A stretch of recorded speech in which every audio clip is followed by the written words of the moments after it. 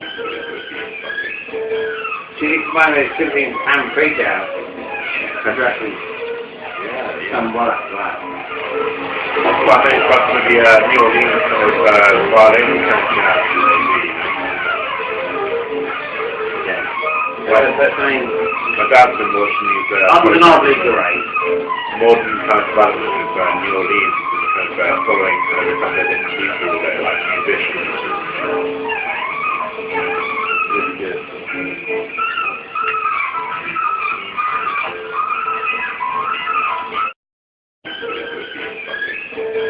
Ci rimane sempre in Amfrica, addressing somewhat like Well, I think it's got to be New Orleans as well, any country has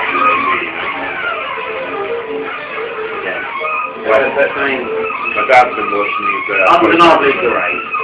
modern kind of development of New Orleans, kind of following kind of a couple of different people that are like musicians. Really good. I grew up in that Roman Catholic home as a child, knowing only the catechism, knowing only the teaching of the Roman Catholic Church. And because I loved the Lord, and because I wanted to do something for Him, I wanted to give Him my life, I didn't know of any other way for a Roman Catholic girl to give her life to God other than entering a convent. I'm through going to the confessional box where, naturally, I'm under the influence of my father, confessor, the Roman Catholic priest, his influence over my life. One day I made up my mind, through his influence and one of my teachers in the parochial school, that I wanted to be a little sister. At that time I thought of being a sister of the open order. But as I went on into this, up until the time I took my white veil, 16 and a half years of age, everything was beautiful. I really didn't have any fear in my heart whatsoever. Everything was taught to me was seemingly along the line that I had been taught in the church before I entered a convent. And so one day, after having been, after making up my mind to enter a convent, I remember that particular day, two of the sisters came home with me from school. They were my teachers.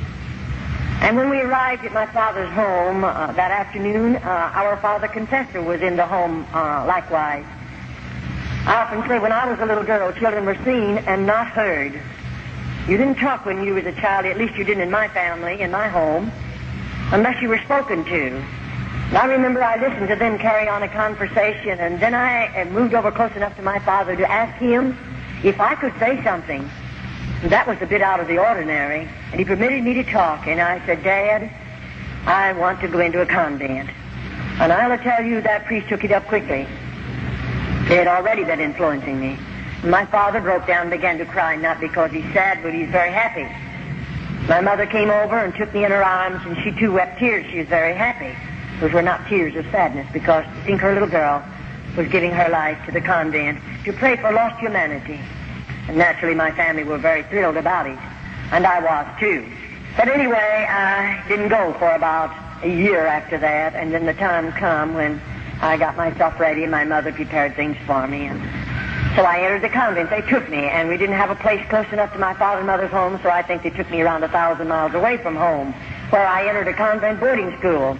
I liked about 3 months being 13 years of age, just a little girl. I look back on it now and think, my, homesick, I was so homesick.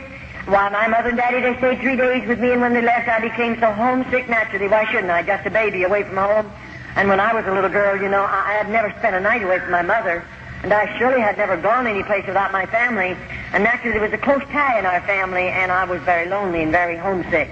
But I'll never forget after Dad and Mother told me goodbye, and I knew they were traveling a long distance away from me, and I had never realized in my heart I'll never see them again.